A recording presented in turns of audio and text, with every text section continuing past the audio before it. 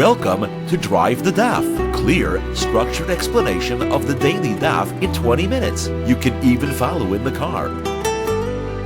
Taanis Daf Ches is a continuation of the Gemara's list of explanations of Psukim al Pi Agada. The Gemara will give a number of explanations of various Psukim in Koheles and Eov and other places. Several of these Psukim will have multiple explanations in the Agadic sense. And the Gemara will continuously return to the topic of rain and distract from it, and rain as to how great and how important rain is and what causes us to have rain and what causes us to lose our rain. So first of all, the Gemara is discussing a pasuk in Koheles which says, Imkeya habarzel v'hu lo yifanim kilkal. That's the phrase we're analyzing. V'hu lo yifanim kilkal. V'chayolam yagber v'yisron hachsher chachma. So the Gemara's first explanation, I think we've already explained this a few different ways. The Gemara is now explaining it to mean that somebody who is not learning properly, doesn't understand his Gemaras because he didn't learn his Mishnayos properly before. And that's the explanation of v'hu lo yifanim. If he does not understand what he's learning, a kilkal, then he must have improperly learned what he did before. So what's his solution? Like it says, v'chayolam yagber. He should spend more time among the strong people. He should be stronger in the yeshiva. He should spend more time learning. However, the Yisron Hachsher Chachma, had he done it right the first time, had he had wisdom the first time, that would have been greater if he would have learned the Mishnayos properly the first time. Gemara brings an example of this, and says Rish Lakish would learn his Mishnayos 40 times for the 40 days in which Moshe was on Har Sinai, and only then would he go learn Gemara by Rabbi Yochanan. Rav Bar Ahava would chazer his Mishnayos. He would review 24 times, like the 24 books of Tanakh, and then he would go to learn from Rava. Okay, now the same pasuk is explained similarly but slightly different. Rava says it's referring to somebody who has a hard time learning, but not because he didn't learn his Mishnayos, but because his teacher, his Rebbe, is not being nice to him, and therefore it's read as follows: V'hu lo yifanim. His teacher doesn't show him a kind face. Kilkal, that is why he is messed up and he's not understanding what's happening. So what should he do? So Yarba Olavrayim, the Gemara says, he should send a lot of friends to his teacher to try to interfere in his behalf, like it says, Chayolam Yagber. The next phrase in the Psukim, he should have great, strong legions. Those are his friends. He should go speak to his Rebbe on his behalf. What would have been smarter? Yisron Hachsher Chachma, had he in the first place made sure to behave properly so that his teacher would not be upset with him and feel the need to show him a tough expression. Okay, now the Gemara is going to bring a few explanations of the pasuk in Koheles. Next pasuk in Koheles: If yishoch hanachash below lachash, if a snake will bite without lachash, without whispering, ve'in yisron lebal haloshin, and there's no advantage to the master of the tongue. So what does this mean? So the Gemara says, first it's referring to, the first explanation is that it's referring to a generation in which the sky is rusty. Sky is rusty, it's copper colored as a way of saying it's not raining. And the reason is because there's no Bali Lochash, because there's no people who whisper, meaning people who say tefillah, people that pray in the proper way. What's the solution? You should go to somebody who knows how to be Lochash, who knows how to be Mispal, and the Gemara quotes a pasuk on that, Yagad Olav Rio, his friend should speak to Kilu, he should speak to Hashem on his behalf. Now, Ein Yisron Lebal Haloshin, what's the second half of the pasuk? That refers to somebody who knows how to daven, but he does not daven. So what does he get out of being silent? He gains nothing at all. Now, what should be if the person was mispal and he was not answered?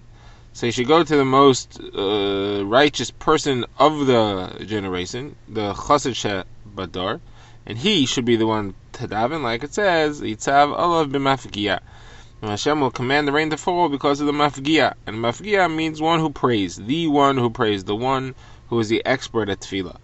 And how do you know that mafgiyah means to pray? The Gemara quotes the pasuk which we brought on the daf yesterday, where Hashem is saying to Yirmiyahu not to be mispal for Klal Yisrael, do not pray for this nation. Don't raise up prayer, clamor, and song. And do not tifka, that's the word that we're explaining here, do not pray to me. Now, what happens if the person you went to, he did daven and he was answered, but then he becomes a balgaiva, then he becomes haughty.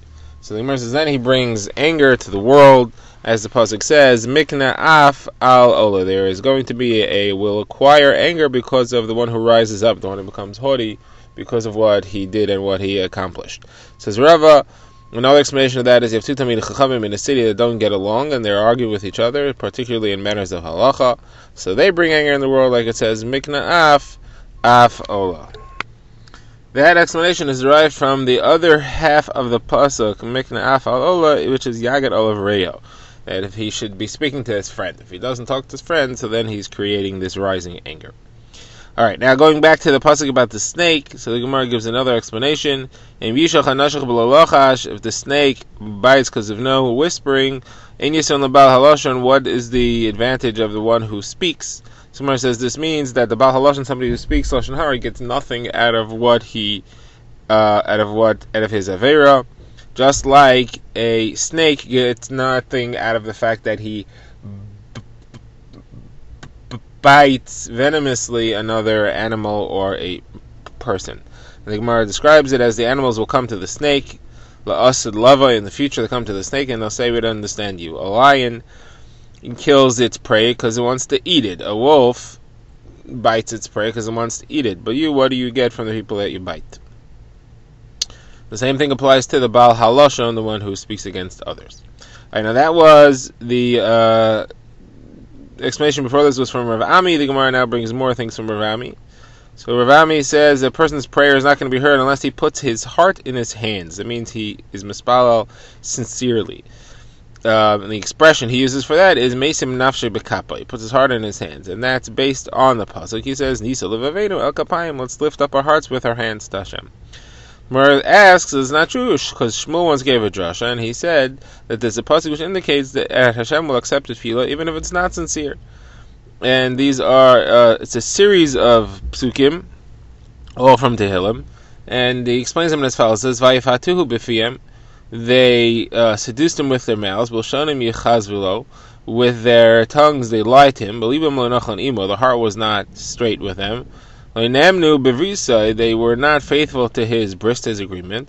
Afal pikain, said Shmuel, and despite all that, the next pasuk is he will be merciful and he will forgive their sins. So you see that even though they were insincere, Kadosh Baruch Hu accepted people's tefillah. Sumar says not a problem. Rabbi Yami was saying that if you're davening alone, Hashem will not accept insincere tefillah. However, if you're davening with a group and you are insincere, but the group is sincere, or at least most of them are sincere, then your prayer will be lifted up and given wings together with theirs and will be accepted. Next, Rav Ami says, rain only falls for people who are trustworthy, people who are vale amana in their business interactions. And he quotes a pasuk which we'll explain a few different ways. Pasuk says, Eretz meretz titzmach, truth will cause sprouting from the ground. Tzedek mishamayim nishkaf. And tzedek, justice, will come from shamayim. So when you have truth on the ground, eretz me'eretz titzmach, then you'll have tzedek, you'll have tzedakah, you'll have justice, meaning rain, coming from shamayim. Now, Rav Ami also says similarly, it's great to be a Bala Mana. How great are the people who are Bala Mana? Those who are faithful, those who keep the word. And he says you can see it from the story of the Chulda and the bar, the weasel and the pit. Now, this is a story which is brought down in the Aruch, Rashi, and the Tosfos quoted here briefly.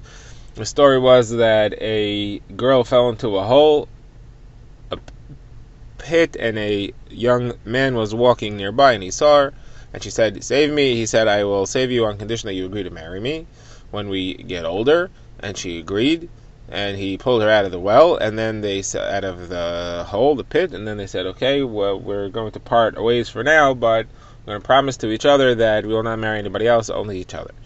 And they said, who's going to be the witness to this agreement? They said that the well you fell into will be the witness, and there was a weasel walking by, the weasel will be the witness as well. So she kept her word. She didn't marry anybody else. She waited for him. He did not keep his word. He went and married someone else, and he had 2 children, and one was killed by falling into a pit, the other was eaten by a weasel. And his wife, the other wife, the one he did Mary said, "What is this about? Something's going on here." And then that reminded him, and he remembered the story with the girl he was supposed to marry, and he told his wife, and she said, "Divorce me, go marry her," because that was the right thing to do. So you see that the weasel and the pit kept their testimony. They were witnesses, and they made sure to enforce this agreement. So the same thing is for somebody who keeps his word is also great, and that's because he's doing it based on a Kadosh Baruch Hu, who is witness to everything, not just because of a weasel and a pit. Okay, now the Gemara has other explanations of the pasuk, which we said Eretz Meretz Titzmach. So the Gemara says that Rav Yochanan says somebody who fixes himself, who improves his character down here on this earth, ends up with a stricter judgment in Shemayim, because Hashem judges the righteous more strictly than he judges the wicked. And that's learned from Eretz Titzmach, which we understand as meaning somebody who fixes himself up down here on the Eretz.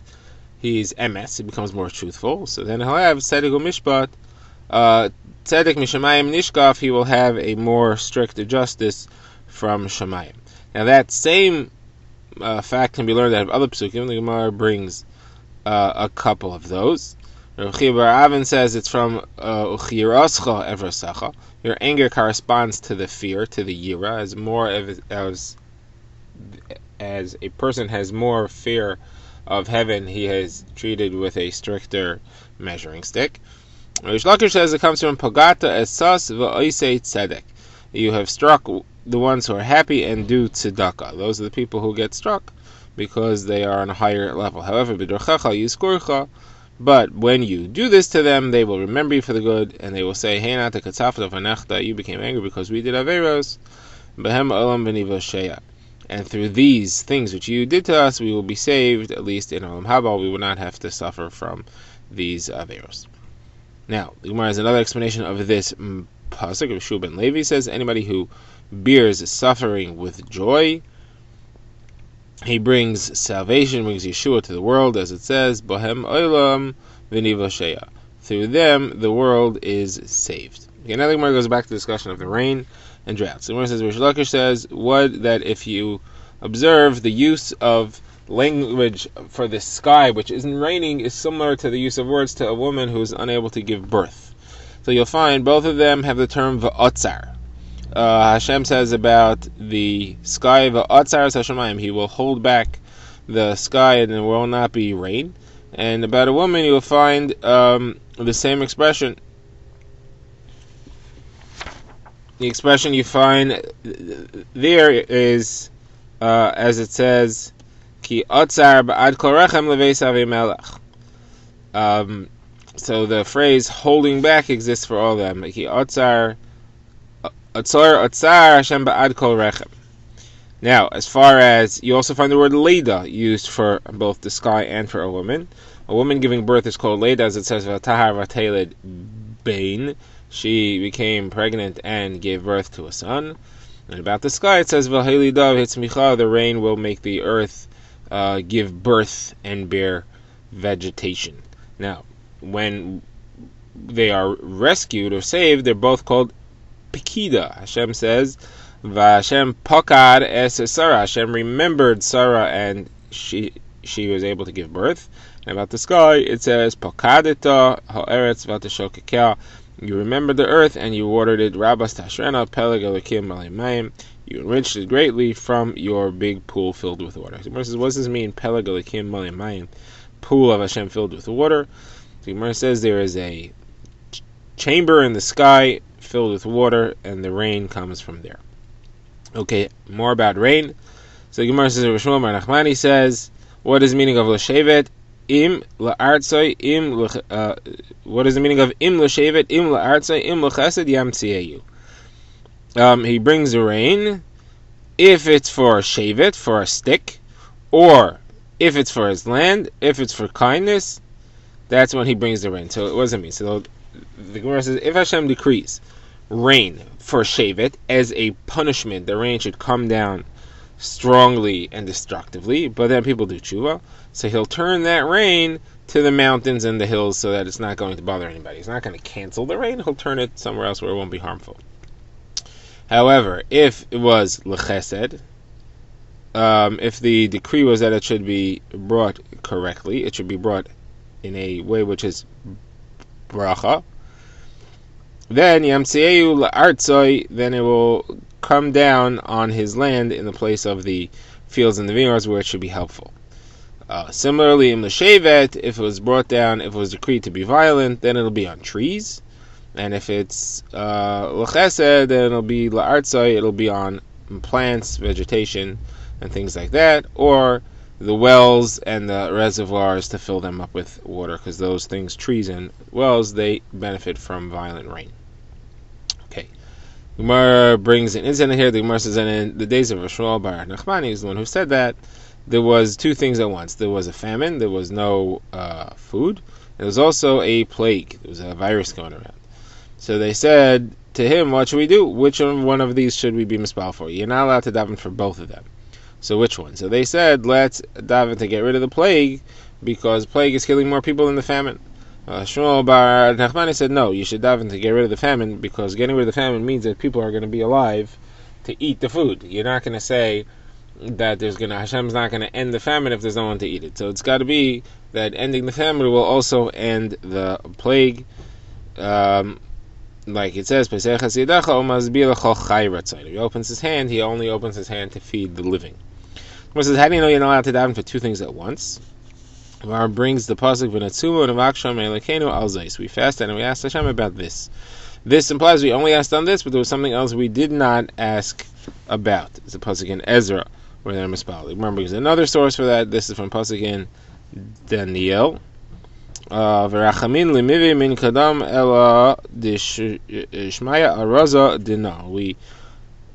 Where Daniel is telling Hanani, Mishael, and Azariah to be mispalal for the explanation of Nebuchadnezzar's dream.